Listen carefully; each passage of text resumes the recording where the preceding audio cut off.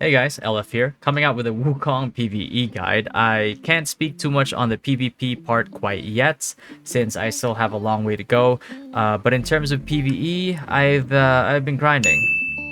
Yeah, I've been grinding quite a bit. Most of this stuff is also going to be in the Google Doc. It's my own way of really dissecting the class as I go, making any changes based on the new patches, and it just so happens that it works in a bit of a guide format. There are changes that made our rotations a bit different compared to how it was at the start. Luckily, all good changes, and it's basically what led to this rotation that we have today, or what I have today. But first off, let's get started on this one. The main priority that you have when doing PvE with Wukong ever is making sure that you have your fighting Buddha stance.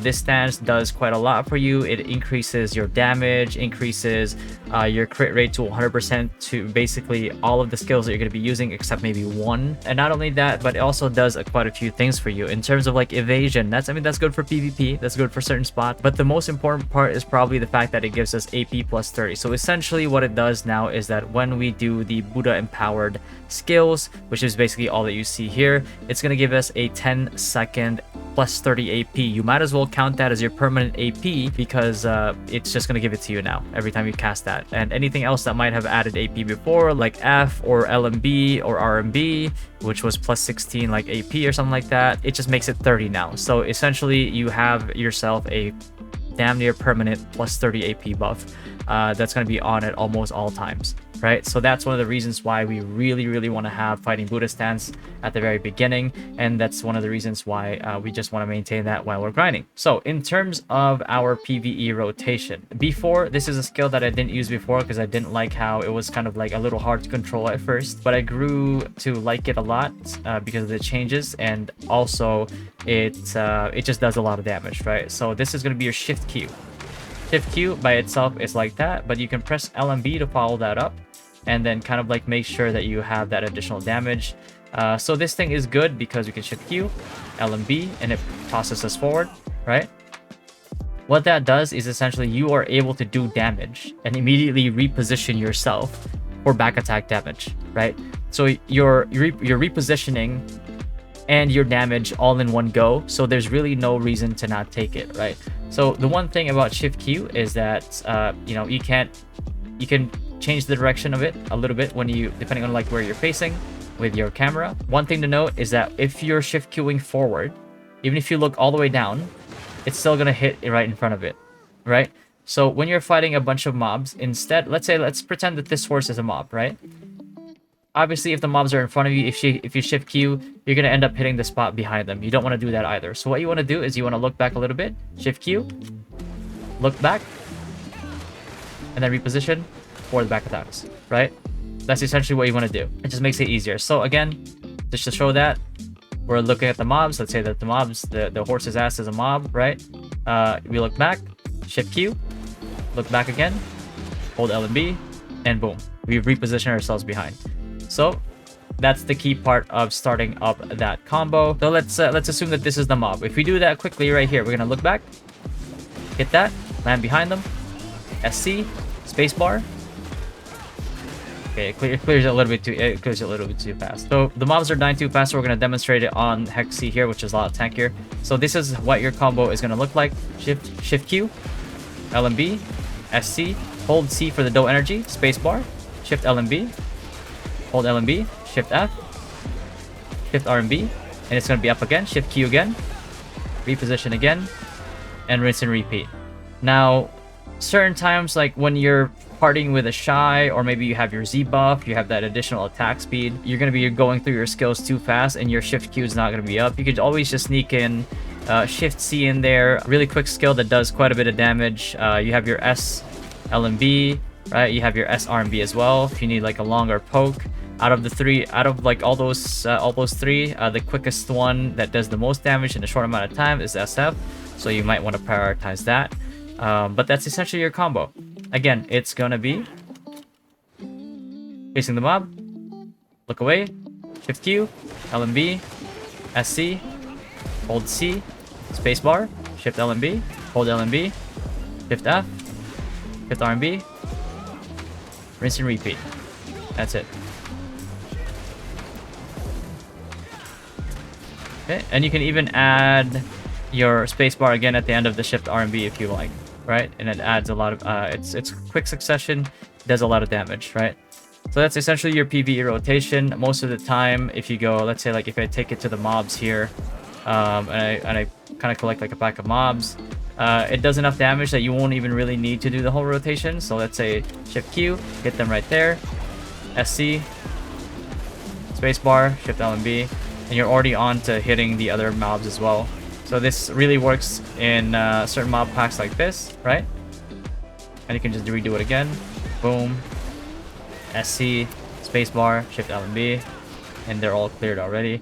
So that's your rotation in a nutshell for Wukong, right? And one of the reasons why you also do that in that succession is because of the fact that like you do that, you get your back attacks going, you move on to shift L and B before you go to shift F, shift F being one of your highest damaging skills and biggest AoEs. Shift L and B because of the fact that shift L and B essentially is a DP down, and that's why you kind of want to have that in there as part of your attacks. And one of the reasons why I have DP minus 20 here on shift F is because I want to get that additional minus DP, because I'm going to do it right away, right after shift L and B anyway. And I also have instant recover 35 HP per target for extra sustain, just because of the fact that like this has like the most hits. I believe this skill has the most hits out of everything in our skill set besides maybe Unleash to See Discord, right? Which is also one of your sustained skills, thankfully. So depending on the amount of like region that you need, you could always just tweak it around a little bit more. In terms of add-ons, this is what I have for add-ons at the moment. Let me just remove this Garmoth boss here. There you go. This is essentially what we have for our combo. So reason why is because we want to go with shift Q, adds DP plus 20, so that when we land and we get attacked, we already have that defensive up. Attack and cast speed 10%, so the rest of our combo flows really well. And after shift Q, L and B, and then we go straight to SC, which is not here. SC into C, which is to see this gourd, which gives us additional back attack and crit damage. And after we do SC, we do our spacebar, which is going to give us additional evasion minus DP on the enemy as well. This one, it doesn't really matter what you put on here, to be honest. Like, this evasion is useless for PvE. It's just that with the new setup that they have for skill add-ons, there's really not a lot of options left. So you could put something like movement speed on there if you want to, or really anything else, because it really doesn't matter. And then after we do our spacebar, we're going to go ahead and do our shift L and B. Shift L and B gives us, put there movement speed. Doesn't really matter what you put on here, honestly. The only reason why I even put like critical hit rate on this one, because even though we have 100% crit rate on most of our skills, when we're in the fighting Buddha stance, is because of the fact that like our shift R and B is not part of this, and it is at 50% crit rate. And adding this onto here, make sure that it has 80% crit rate already on top of the level 5 crit rate that we have, guaranteeing that even our shift R and B has 100% crit rate as well. So that's one of the reasons why we put that shift L and B in there. And again, the shift F right after shift L and B is the additional HP. In the time that we've gotten hit in the middle of this combo, we would have extra regen. On top of this one, we have 25 per hit on the skill itself, 35 per hit again on the add-ons, which gives us like a nice bit of sustain. It's just good for PvE, especially if you're doing the higher level stuff that actually hurts, right? And then we have our shift R and B after shift F. We just have like additional back attack and crit hit damage on there. The reason why we do is because it will flow nicely into the next part. Let's say like we're doing like some tanky mobs, or we're going to like the next pack or something like that, then we'll have that lingering back attack and crit hit damage going into that next engage, which is going to be really nice for our continuous damage. So that's the reason why we have those add-ons. And if you just want to screenshot that, copy that. Again, this one doesn't really matter. You could have whatever you want on here. Right up top here, you can have anyone over here. I'd say like keep the crit hit rate and have whatever you want here on the movement speed. If you really feel like you need the extra sustain, you could add more sustain on there. It honestly, if you want to move on and have like better sustain, I think you just want to have like shift R and B on there instead. But usually your Tucita's Gorge sustain and your shift F sustain is more than enough to keep you up. And if it's not, chances are you're probably getting stat checked in that spot anyway. So that's how it goes for when it comes to your skill rotation and your add-ons. As for crystals, the setup that I have right now is not the most optimal. I have 2 Macalods at the moment. I'm working on getting like 2 more Macalods. So eventually I will be replacing this with a Macalod. I'm actually going to be using this for the Macalod, and I'm going to be putting it up here as well so I can have 4-piece Macalod. One of the main reasons why I have these 2 right now, which is the Fortitude, is because of the fact that I was grinding Ash Forest. And if you go into an area like Deke Ash 1 or Ash 2, which has a lot of like knockdowns, even though they don't really hurt anymore, it does make you lose quite a bit of DPS. So that's one of the reasons why you want to have this on here. The RBF crystals, obviously they give like a lot more knockdown resist, but this one gives me DR and most importantly, it gives me monster AP. So that's the reason why I kind of opted for this one as well. If I need more resistances, then I need more AP. I could always pop a Calx anyway or something like that. But yeah, for the most part, that's it. Eventually, you'll want to get your Void crystals as well. Right now, it's going to add like 2 more AP to what I already have, right? For example. But the main reason why I haven't quite yet is because the extra AP that it will give is not really going to put me over any type of minimum requirement to where I can move into better spots. So that's the reason why I'm just kind of like just saving the silver for now. I'm waiting for the Sovereign Offhand when it comes out, and that'll really put me over the requirements for the other spots, and then I can grind those spots, right? Whereas like paying a few billion for a few Void crystals right now isn't really going to do me any favor, although eventually I will have to do it. So you can have here your Crystal Void of Destruction. You can have this for more, you know, for more AP, and you can also have your other Void crystals like your Crystal Void of Akrad, which, you know, you'll use the glorious Crystal of Gallantry Akrad, and it'll give you 2 more AP, monster AP than you already have. So essentially, if you have all those 4 voids, that's about like 8 AP total. If that AP is not enough to put you over, then it really does not make sense for you to spend all that money until you actually need it, right? So that's how we kind of consider that. But in terms of buffs as well, so generally, on top of like what you already have. So let's say that I have 0 buffs on me right now. I have 1,211. Let's say like I go to Camasylvian monsters, right? Like I have 1,239 on here. So what you want to do in an instance like this is that 1,239, you want to add plus 141 to that. So it's going to be plus 141. Why plus 141? Is because you can have up to that much extra AP thanks to all the AP buffs that you can put on, and that's thanks to the plus 30 AP that we get from our Fighting Buddha stance as well. The only thing I didn't add onto here yet is because everybody's gonna have a different one, which is the additional AP from your Vel's Heart. So it's 141 plus whatever Alchemy Stone or your Vel's Heart or a Tor's or whatever you have, or spiritual stones that you have, and also the monster AP from like winning Node Wars or something like that, or, you know, getting like the credit for Node Wars or whatever. You can add that onto there as well if you have that buff active, and that's essentially how you decide where you can grind. So if you have all that plus all those numbers on there, you'll have an easier time when it comes to figuring out like really what you're meeting the requirements for. Next we have in line is your pack-to-pack movement. Wukong thankfully has a repertoire of like movement skills that make it really easy for us. You have your WF, you have your WRMB, you have your shift directional button, right? Technically that one does have an extension. You could hold it and then, you know, have that like iframe, but that iframe, honestly, the movement on it is too slow. And then you also have your Nimbus, which is you can shift spacebar, and you can actually shift Q while you're in there, shift Q onto the next pack that you have, and then you can shift Q, make your entrance, no delays, really good movement.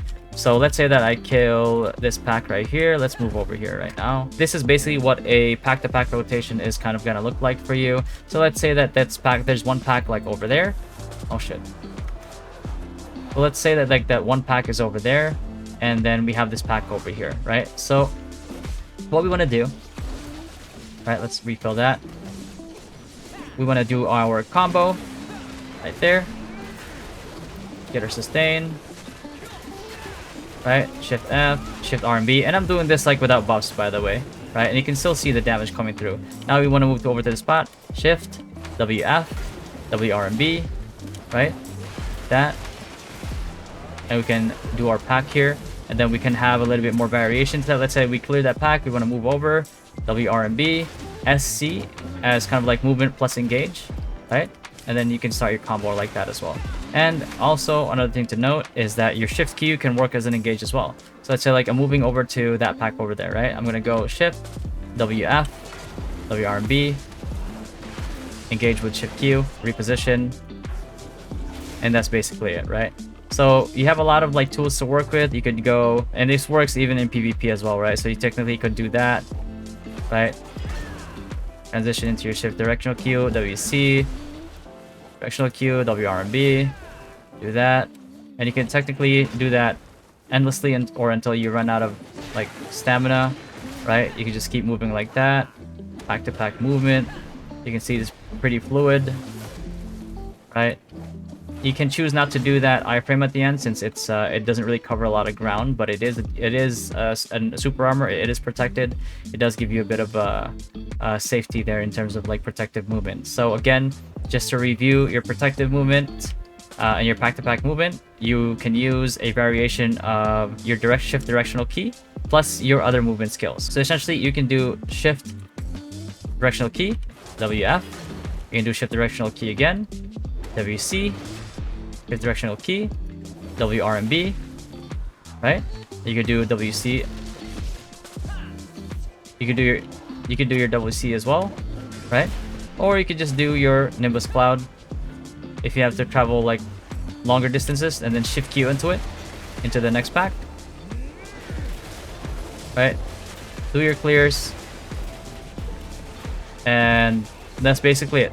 So those are the main things that you pay attention to when you are playing the class and grinding with it. Pretty straightforward, pretty simple, nothing too complicated when it comes to Wukong. Probably rates around like maybe the A+ tier, bordering S tier in my opinion.